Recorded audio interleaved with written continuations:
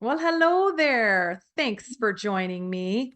I am Dr. Jen, and I'm so pleased that you're educating yourself by listening to today's show all about business credit cards.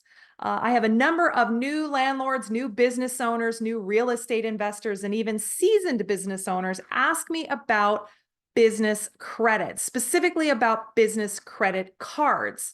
So if you followed some program or advice to set up a company, that's probably done already, but now you've likely got a bunch of business debt on your personal credit cards in the process, right? So how exactly do you get that debt onto the business? That's what we're going to talk about today. Whether you're in Canada or in the US, I'm going to guide you through all of this. So here's the plan with today's show. I'm going to explain how to find business credit cards, even how to apply for them, how to choose which criteria you want for your business credit cards, criteria that works for you, and then what to expect when you apply for them. Now, I'm going to do this on both sides of the border, but the process is nearly identical, and I'll point out the differences.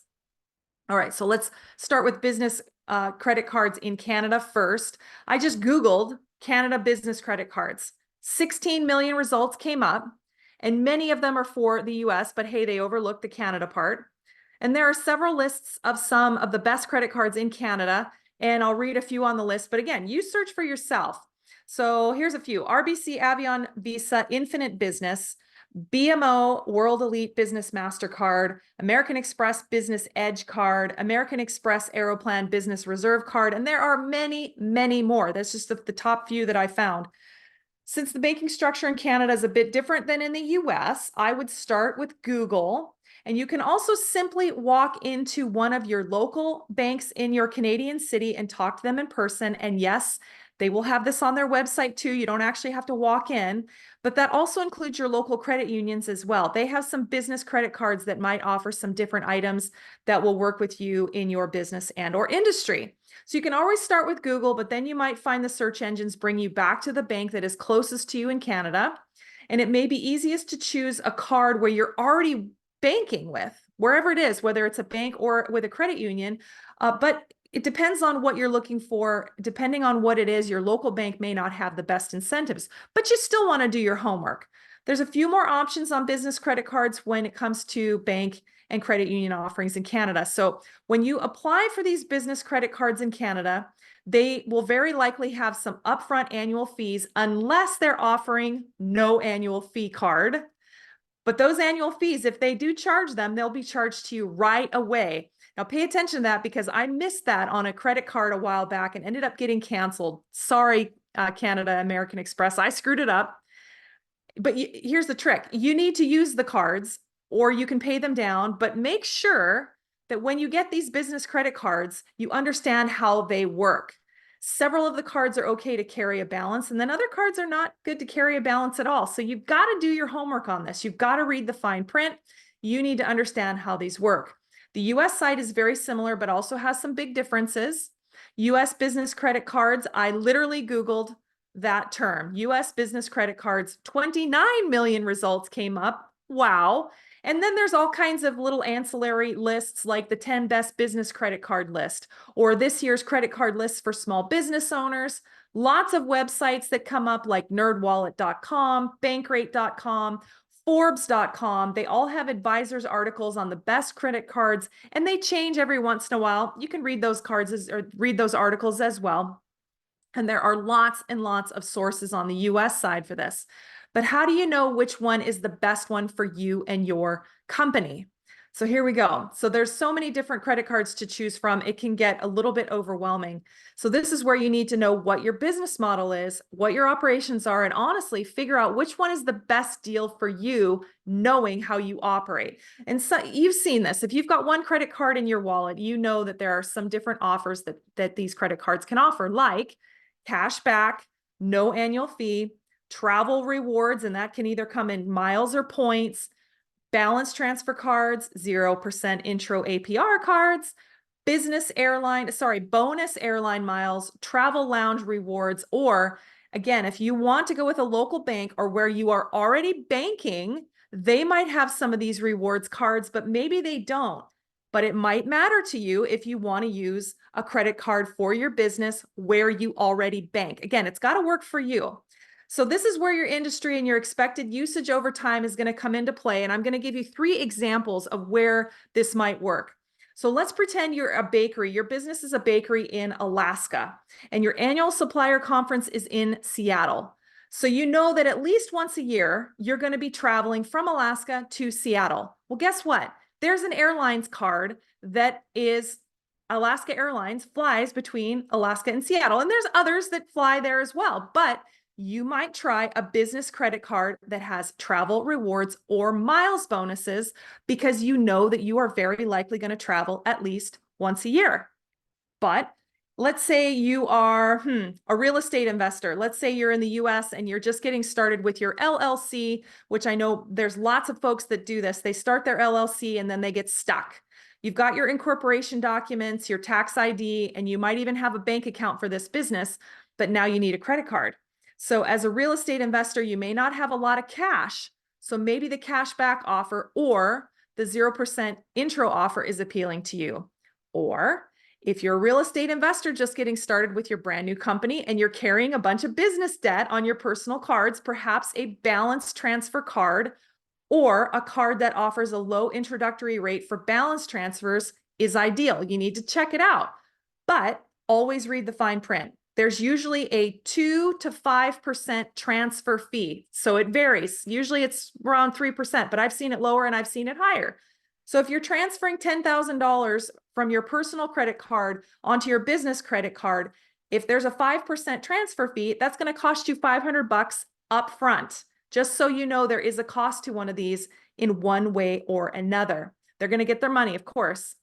So what should you expect when you apply for them? When you apply for all of these credit cards, they're going to ask you about your personal information.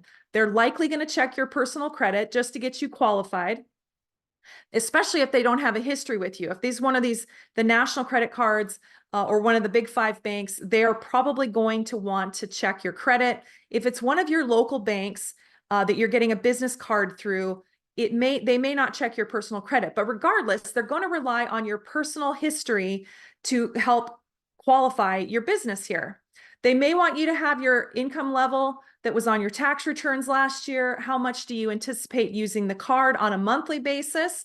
And take a good guess. If you're sure, you're going to use your credit card, $3,000, $4,000, $5,000 on a recurring monthly basis, because that's what you're buying with your suppliers, for example, or maybe that's your marketing budget. Make sure you give that a good guess, because they're going to try to get you the best fit credit card and weigh the risk. The whole idea here is that you are weighing all the risk. They're trying to figure out if you're a high risk or if your industry is a high risk, or both. So depending on the risk that you can give them or the money that they're going to make off of your rotating balance, they might give you a low credit limit to start. They say $500 or $1,000 limit. But they also might say, okay, here's a 0% intro APR, but only for 90 days. They may look at all of your different items and say, you've got $1,000 credit limit, but your APR is 26.99%. That can happen. So you really want to look at what's being offered to you. Now, which one do I use in my business? You must know something about Mike and I. We have lots of credit cards. My analytical skill set allows us that I spreadsheet all of it. We know exactly how to balance them, track them, pay them off. And when we get a promo rate of a 0% balance transfer or whatever the promo rate might be, we really weigh the grief to dollars ratio. How much should we spend on paying interest over time on a different credit card? Should we just pay it off, or should we transfer it to a promo balance, especially if it's a 0% promo balance for a year or 6 months or something? So we have about 6 credit cards per business that will work for us, but you need to do the homework that for the credit cards that will work for you. One other trick that I'm going to share with you that we use as well, all of our due dates for all of our payments, everything, our mortgages, our bill dates, our credit card bill, all the cutoff dates for our credit cards as well are after the 4th of the month. Sometimes we make it to the 8th of the month. And why is that? Because the rents come in on the 1st.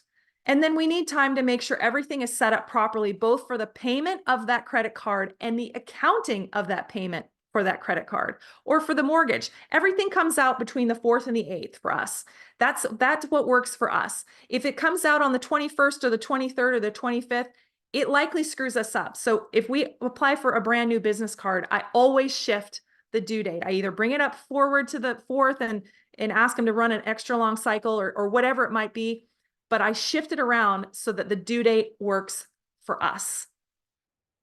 Okay, I could tell you what cards Mike and I use, but that's not the point here. I'm not going to tell you what we use because what works for me probably won't work for you. I just make sure that whatever you choose, that you apply for anything you can. There's all kinds of different business credit cards that you can get, both in Canada and in the US.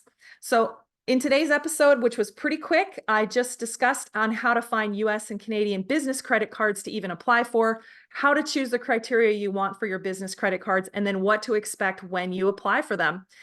So get in on the action here, gang. Get into Google, do your own searches for your business credit cards.